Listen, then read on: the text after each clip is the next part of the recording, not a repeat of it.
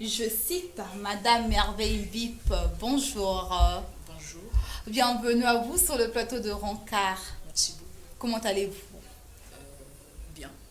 Alors, Madame Bip, voilà, nous sommes en train de parler de la délinquance juvénile. Quel est votre avis au fait sur ce thème ou sur ce sujet?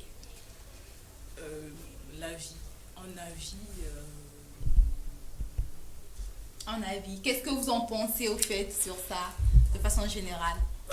de façon générale, c'est parmi les mots qui minent la société aujourd'hui. Ouais. Justement. Et c'est très triste de remarquer la montée en délinquance juvénile aujourd'hui. L'insécurité que cette délinquance nous emmène, voilà. sinon instaure Mhm. dans les sociétés, c'est quelque chose de triste, c'est funeste comme phénomène. Et D'accord.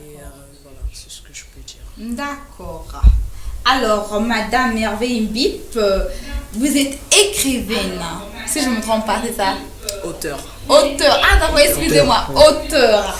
Alors, très active sur les réseaux sociaux pour faire valoir votre talent. Vous êtes aujourd'hui auteur d'un recueil de poèmes. Parlez-nous de vos débuts dans la littérature. Comme tout début, bon, après je suis encore dans mes débuts, hein, donc D'accord. je ne sais pas c'est de quel début on va parler. D'accord. Sinon, comme, Comment vous avez en fait eu l'idée d'écrire? Qu'est-ce qui vous a poussé en fait? Les débuts, comment vous est venue l'idée d'écrire en fait? le déclic Le est parti déclic. de quelque chose. D'accord. Je suis arrivée à l'écriture. C'est vrai, je pense que j'ai toujours écrit. D'accord. Mais pour arriver à pondre un recueil de poésie, Ouais. je crois que le déclic est parti de la douleur. D'accord. Je suis quelqu'un de très solitaire. Voilà. Et je traîne des mots AUX en moi. Et j'ai des mots OTS pour dire ces mots. Et je cherchais un endroit, un canal pour le faire, pour se faire écouter. Parce que je sous-entendais que je manquais d'oreilles, que je manquais d'écoute. Et à côté, il y avait toujours un stylo, toujours un papier. Voilà. Et je me suis dit, mais pourquoi pas user de ce canal pour dire ce que je pense, Voilà, pour vous exprimer. pour m'exprimer. Voilà. Et comme l'écriture a toujours été comme cet exutoire-là, parce qu'à la base, l'écriture, pour moi, c'est comme un exutoire. Voilà pourquoi j'ai refusé que vous m'appeliez écrivaine. Ah, d'accord. Oui, donc c'est un mode d'expression. Et après, je ne sais pas c'est quoi être écrivain. Donc du coup, je suis arrivée là par une certaine douleur qui a déclenché tout ça. D'accord. Alors, si l'on comprend bien, donc, c'est parti, je dirais pas grâce, mais à travers une douleur qui vous a permis de vous exprimer. Voilà. Alors, qu'est-ce qui vous a motivé à faire de la poésie? Pourquoi la poésie? Pourquoi la poésie? Genre, je pouvais choisir autre chose. Voilà. Pourquoi la poésie? Parce que pour Merveille Bip, la poésie est par excellence le moyen avec lequel on peut dire des mots, on peut exprimer des choses avec les émotions qu'il faut. Une forme d'ambiguïté pour partager ces émotions telles qu'on les ressent.